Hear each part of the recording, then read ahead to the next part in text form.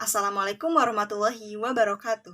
Pada kesempatan kali ini, kami dari kelompok 7 yang beranggotakan Deira Septiani Putri, Melinda Hidayat, Silvanika Intanugraha, dan Siti Sarah Ibrahim akan menjelaskan tentang negosiasi bisnis internasional. Baik, langsung saja ke pembahasan. Yang pertama ada seni dan ilmu negosiasi. Secara umum, kata negosiasi berasal dari kata negotiate, to be negotiating, dalam bahasa Inggris yang berarti merundingkan, membicarakan kemungkinan tentang suatu kondisi dan menawar. Sedangkan kata-kata turunannya antara lain negotiation yang berarti menunjukkan suatu proses atau aktivitas untuk merundingkan, membicarakan sesuatu hal untuk disepakati dengan orang lain, dan negotiable yang berarti dapat dirundingkan, dapat dibicarakan, dan dapat ditawar. Jadi dapat diambil kesimpulan bahwa negosiasi adalah suatu bentuk pertemuan bisnis antara dua pihak atau lebih untuk mencapai suatu kesepakatan bisnis. Menurut seorang ahli bernama Sujana, negosiasi merupakan perundingan antara dua pihak di mana di dalamnya terdapat proses memberi, menerima, dan tawar-menawar. Selain itu, negosiasi juga merupakan ijab kabul dari sebuah proses interaksi yang dilakukan oleh kedua belah pihak untuk saling memberi dan menerima atas sesuatu yang ditentukan dengan kesepakatan bersama. Negosiasi secara umum memiliki kandungan atau komponen seperti: pertama, pertemuan antara dua belah pihak atau lebih; dua, membahas tentang suatu persoalan bisnis; tiga, adanya tawar-menawar mutualistik atau saling menguntungkan; empat, adanya suatu musyawarah untuk mencapai titik temu; dan lima, adanya suatu kesepakatan antara keduanya.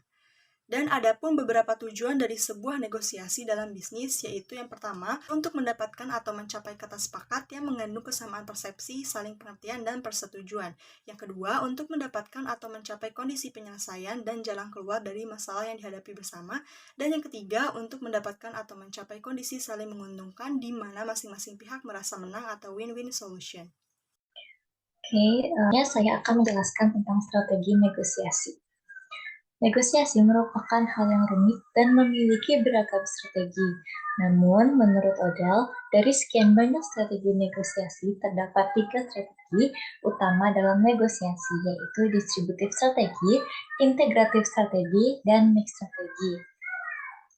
Nah, yang pertama saya akan menjelaskan tentang distributive strategi, yaitu sesuatu strategi yang digunakan untuk salah satu pihak ketika pihak tersebut merasa hasil negosiasi tidak akan menguntungkan pihaknya maupun pihak lawan atau menemui jalan buntu. Nah, pihak yang menggunakan strategi ini akan selalu mengedepankan keuntungan atau kemenangan dari sisinya, atau paling tidak pihaknya tidak mengalami kerugian. Taktik utama strategi ini yaitu mengajukan penawaran yang tinggi, bersifat tertutup, lamban dalam bernegosiasi, menunda-nunda proses negosiasi, dan beberapa taktik lainnya. Nah, yang kedua itu ada integratif strategi, yaitu strategi yang mengedepankan tercapainya hasil yang saling menguntungkan bagi kedua belah pihak. Taktik ini dari pihak yang menggunakan strategi ini yaitu menawarkan penyusunan suatu perjanjian yang saling menguntungkan, selalu berusaha mencari solusi alternatif di luar penawaran yang telah diajukan oleh pihak lawan maupun pihaknya dan berbagai hal lainnya. Nah, yang terakhir itu ada mixed strategi, yaitu strategi ini menurut Odell merupakan strategi yang lebih sering digunakan dalam proses-proses negosiasi. Strategi ini merupakan gabungan dari strategi distributif dan integratif. Pihak yang menggunakan taktik ini berkomitmen untuk memberikan hasil yang menguntungkan bagi pihaknya maupun lawan, tetapi ada kecenderungan untuk tidak terlalu terbuka terhadap pihak lawan dan selalu berusaha membawa negosiasi ke arah yang lebih menguntungkan bagi pihaknya. Strategi ini dapat lebih cenderung ke arah distributif ataupun integratif. Begitupun alurnya dapat dimulai dari menggunakan strategi integratif di awal dan berubah menjadi distributif di akhir negosiasi. Nah, selanjutnya saya akan menjelaskan tentang gaya negosiator. Negosiator yang terampil, yang secara teratur bertemu dengan banyak pihak lain, tahu bahwa mereka masing-masing mempunyai gaya negosiasi yang tersendiri. Di dalam praktek negosiasi akan ditemukan 3 gaya negosiator. Nah, yang pertama itu ada tipe petarung, di mana tipe ini memiliki orientasi pada tugasnya sangat tinggi. Yang kedua itu ada tipe kolaborator, yaitu negosiator yang bertujuan untuk memperoleh segalanya di tempat terbuka. menghadapi berbagai masalah, dan membuat transaksi yang kreatif. Nah, yang ketiga itu ada tipe kompromistis, yaitu negosiator yang selalu berusaha mencari kompromi untuk menyelesaikan persoalan. Ketika jenis negosiator tersebut sangat erat kaitannya dengan jenis organisasi yang berbeda-beda dalam penerapannya. Di antara ketiga tipe tersebut, yang paling unggul sangat tergantung pada keterampilan, pelantikan, dan pengalaman yang dimiliki masing-masing negosiator.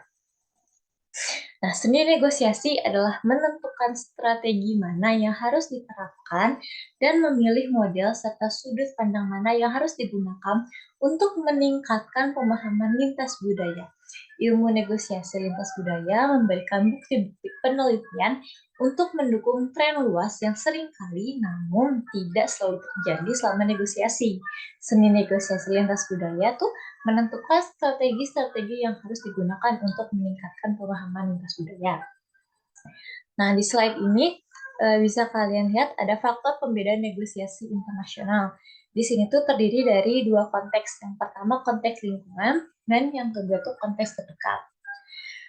Nah, untuk yang konteks lingkungan ini ada pluralisme hukum dan politik, di mana kondisi negara yang merupakan institusi legal, formal, dan memiliki sistem politik mempunyai perbedaan dengan perusahaan dalam menjalankan urusan rumah tangga bisnis dan usahanya. Antara satu negara dengan negara yang lain memiliki kondisi yang berbeda juga. Adanya keterikatan terhadap ekonomi internasional, di mana setiap negara memiliki perbedaan mata uang. Oleh karena itu, harus disepakati mata uang apa yang akan digunakan. Nah, perbedaan juga terdapat dalam sistem birokrasi dari berbagai macam negara. Ada negara yang memberikan kebebasan bagi perusahaan untuk menjalankan bisnis dengan leluasa dan ada pula yang memiliki aturan yang ketat terhadap perusahaan dan perindustrian di negaranya. Ketidakstabilan memiliki banyak bentuk, termasuk kurangnya sumber daya yang umum diharapkan oleh orang Amerika dalam negosiasi usaha, yaitu seperti usaha kertas, listrik, dan komputer. Nah, kurangnya barang dan jasa lain seperti makanan, transportasi, air bersih, dan lain-lain, dan ketidakstabilan politik itu seperti kudeta, perubahan kebijakan pemerintah secara tiba-tiba, atau revaluasi mata uang. Nah, selanjutnya ada perbedaan ideologi juga bisa diperhatikan dalam negosiasi karena perbedaan ini menjadi sangat prinsipal. Negosiasi di Amerika Serikat misalnya akan lebih cenderung bersifat liberal, individualistik, dan kapitalistik. Hal ini berbeda dengan negosiasi yang dijalankan oleh Cina dan Prancis yang lebih mementingkan hak publik. Perbedaan budaya juga termasuk akan mempengaruhi bagaimana seorang negosiator bersikap. Pengaruh dari budaya dalam diri seorang negosiator bisa akan tampak dari gaya, bahasa tubuh, dan bahkan dari cara berpikir yang menimbulkan interpretasi yang beragam. Selanjutnya ada konteks terdekat. Itu konteks terdekat ini kerjasamanya sering dilakukan oleh aktor-aktor internasional. Nah, unsur finansial pun kerap bermain dalam kerjasama yang dilakukan tersebut. Pihak-pihak yang memiliki investasi lebih memiliki kekuatan lebih untuk bernegosiasi. Tingkat konflik yang terjadi juga mempengaruhi negosiasi yang berlangsung. Konflik yang berdasarkan etnis dan identitas merupakan konflik yang tinggi dan memiliki tingkat pengaruh yang besar terhadap negosiasi. Baik, selanjutnya konseptualisasi budaya dan negosiasi. Terdapat banyak makna yang berbeda mengenai konsep budaya, namun semua definisi memiliki dua inti aspek yang sama penting. Yang pertama yaitu budaya adalah fenomena dari kelompok-kelompok. Artinya bahwa sekelompok orang tertentu memiliki keyakinan, nilai, dan harapan perilaku yang berbeda. Yang kedua, budaya adalah keyakinan, nilai, dan ekspektasi perilaku budaya dipelajari dan diteruskan secara turun-temurun dari anggota lama kepada anggota baru. Robert Janosik mengidentifikasi 4 cara yang digunakan untuk mengonseptualisasi budaya dalam negosiasi internasional. Yang pertama, budaya sebagai perilaku yang dipelajari. Yang kedua, budaya sebagai nilai bersama. Yang ketiga, budaya sebagai dialektika. Dan yang terakhir, budaya dalam konteks. Budaya sebagai perilaku yang dipelajari berfokus pada mengapa anggota budaya tertentu berperilaku dalam cara-cara tertentu. Pendekatan pragmatis gila-gilaan ini berkonsentrasi pada pembuatan katalog perilaku yang harus diharapkan oleh negosiator asing ketika memasuki budaya tuan rumah. Yang kedua, budaya sebagai nilai bersama, yaitu perbandingan lintas budaya dibuat dengan menemukan norma dan nilai penting yang membedakan satu budaya dari yang lain, dan kemudian memahami bagaimana perbedaan-perbedaan ini akan mempengaruhi negosiasi internasional. Selanjutnya, dalam budaya sebagai nilai bersama, ada model dimensi budaya Hofstede. Yang pertama yaitu individualisme atau kolektivisme, menggambarkan sejauh mana suatu masyarakat diorganisasikan di sekitar individu atau kelompok. Masyarakat individualistis mendorong anak-anak mereka untuk mandiri dan menjaga diri mereka sendiri. Masyarakat kolektivistik mengintegrasikan individu ke dalam kelompok yang kohesif, yang bertanggung jawab dan atas kesejahteraan masing-masing individu. Yang kedua, ada jarak kekuatan, yaitu menggambarkan sejauh mana anggota organisasi dan lembaga yang kurang kuat menerima dan berharap bahwa kekuasaan didistribusikan secara tidak merata. Menurut Hofstede, budaya dengan jarak kekuasaan yang lebih besar akan lebih cenderung memusatkan pengambilan keputusan di puncak, dan semua keputusan penting harus diselesaikan oleh pemimpin. Budaya dengan jarak daya yang lebih rendah mungkin untuk menyebarkan pengambilan keputusan di seluruh organisasi, dan sementara para pemimpin dihormati. Yang ketiga, kesuksesan karir atau kualitas hidup, yaitu budaya yang mempromosikan kesuksesan karir ditandai oleh perolehan uang dan tidak memedulikan orang lain, dan kualitas hidup. Budaya yang mempromosikan kualitas hidup ditandai oleh kepedulian terhadap hubungan dan pengasuhan. Yang keempat, penghindaran ketidakpastian, yaitu menunjukkan sejauh mana suatu budaya memprogram anggotanya untuk merasa tidak nyaman atau nyaman dalam situasi yang tidak terstruktur. Yang ketiga, ada budaya sebagai dialektika, yaitu karya teoritis oleh Gelfand dan M.C. Kusker menyediakan cara yang mirip untuk memeriksa efek budaya pada negosiasi melalui memeriksa metafora negosiasi daripada dialektika. Budaya sebagai perspektif dialektik dimulai dengan pemahaman mendalam tentang suatu budaya dan menggunakan pemahaman itu untuk menciptakan metafora negosiasi untuk memiliki pemahaman yang kaya tentang bagaimana negosiasi terungkap dalam suatu budaya. Yang terakhir, budaya dalam konteks, yaitu menggunakan budaya untuk memahami semua perilaku dapat dipahami pada berbagai tingkatan secara bersamaan, dan perilaku sosial serumit negosiasi ditentukan oleh banyak faktor berbeda. Salah satunya adalah budaya. Model budaya dalam konteks menjadi lebih kompleks untuk menjelaskan perbedaan dalam negosiasi lintas budaya. Namun ketika kompleksitas ini meningkat, mereka menjadi kurang berguna bagi para praktisi negosiasi lintas budaya untuk dipraktikkan. Selanjutnya, kemampuan negosiasi dengan pengaruh kebudayaan yang berbeda adalah suatu hal yang perlu diketahui dan diidentifikasi. Orang dari negara yang berbeda mempunyai nilai, sikap, dan pengalaman yang berbeda. Mereka mempunyai kekuatan dan juga kelemahan yang berbeda satu sama lain. Seseorang negosiator yang berkompeten harus mengembangkan gaya yang cocok dengan kekuatannya sendiri. Jangan berusaha untuk mengikuti gaya dan kebudayaan yang lain. Hendaknya mengikuti gaya orang lain di mana ia mempunyai kekuatan, sedangkan pihak lain tidak, suatu gaya yang akan menyebabkan dia menunjukkan kelemahan alamiahnya dan bukan kekuatan yang alamiah. Negosiator perlu menyadari apa yang merupakan kekuatannya dan mempraktekkan keterampilannya untuk memanfaatkan kekuatan itu. Juga harus sadar bahwa orang lain bekerja secara lain, menghormati cara-cara mereka yang berbeda tanpa perlu tunduk kepadanya adalah penting. Perbedaan tentang kebudayaan itu tidak saja mempengaruhi perilaku luaran tersebut, melainkan juga menentukan nilai-nilai dasar dari para negosiator itu. Setiap orang membawa berbagai asumsi yang berakar dalam meja negosiasi yang mungkin dia sendiri tidak menyadarinya. Selanjutnya, pada budaya Amerika, pada umumnya diidentifikasi dengan kecenderungan memiliki ciri-ciri sebagai berikut. Yang pertama yaitu percaya diri dan mengedepankan profesionalisme.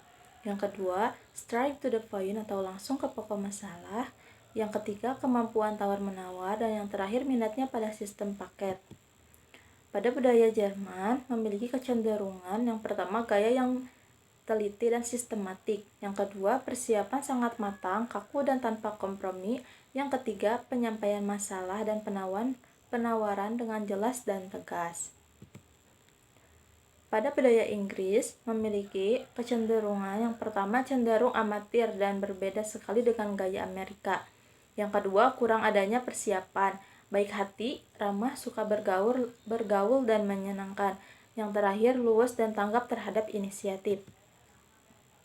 Selanjutnya, pada budaya Cina memiliki kecenderungan yang pertama, atensi terhadap wajah diri atau penampilan harga diri yang sering ditunjukkan dengan kemewahan. Yang kedua, spesialisasi atau negosiator memang harus ahli di bidangnya atau membawa ahli-ahlinya selama negosiasi. Yang ketiga, rasa curiga terhadap ras, barat. Yang terakhir, menyukai perhatian tulus klien terhadap topik keluarga. Pengaruh budaya terhadap negosiasi. Pengaruh budaya terhadap negosiasi biasanya terjadi dalam negosiasi internasional yang disebabkan oleh banyaknya budaya. Pengaruh budaya terhadap negosiasi dalam sudut pandang manajerial. Faktor-faktor negosiasi dan rentang tanggapan budaya. Yang pertama yaitu ada definisi negosiasi, pemilihan negosiator yang tepat agar negosiasi berjalan dengan lancar, karena apa yang dinegosiasikan dan apa yang terjadi ketika kita bernegosiasi akan berbeda dengan antar budaya. Yang kedua yaitu peluang negosiasi. Budaya mempengaruhi cara negosiator melihat peluang sebagai suatu yang bersifat distributif atau integratif. Yang ketiga yaitu pemilihan negosiator, ahli atau rekan terpercaya, karena setiap budaya memiliki bobot kriteria yang berbeda. Yang keempat yaitu ada protokol informal dan formal. Yang kelima yaitu komunikasi. Budaya mempengaruhi cara berkomunikasi baik verbal ataupun non-verbal, lalu secara langsung ataupun secara tidak langsung. Yang keenam yaitu kepekaan waktu, bagaimana waktu mempengaruhi negosiasi. Yang ketujuh yaitu kecenderungan resiko, mengambil lebih dulu kesepakatan lalu mengambil lebih banyak kesempatan. Yang kedelapan yaitu kelompok versus individu. Apa yang dinegosiasikan oleh kita akan berbeda dengan apa yang terjadi ketika kita bernegosiasi. Yang kesembilan yaitu sifat kesepakatan, ada yang bersifat spesifik dan ada juga yang umum. Yang kesepuluh yaitu emosionalisme, karena setiap budaya memiliki bobot kriteria yang berbeda sesuai dengan senioritas dan pengalaman. Sudut pandang negosiasi. Yang pertama yaitu jenis kesepakatan, lalu ada pola kesepakatan integratif, kepentingan dan prioritas, lalu ada negosiator budaya dan strategi-strategi. Yang kedua yaitu ada pola interaksi, yaitu ada kepentingan dan prioritas, negosiator budaya, dan strategi-strategi. Strategi negosiasi yang responsif terhadap budaya. Strategi unilateral dan strategi bersama. Sedikit pengetahuan mengenai budaya lain, mempekerjakan agen atau penasihat, lalu membawa seorang mediator, membujuk negosiator lain menggunakan pendekatan Anda. Lalu ada keakraban yang sedang, adaptasi dengan pendekatan negosiator lain, dan penyesuaian koordinat. Lalu, banyak pengetahuan mengenai budaya lain, merangkul pendekatan negosiator lain dan improvisasi pendekatan, lalu simfoni efek.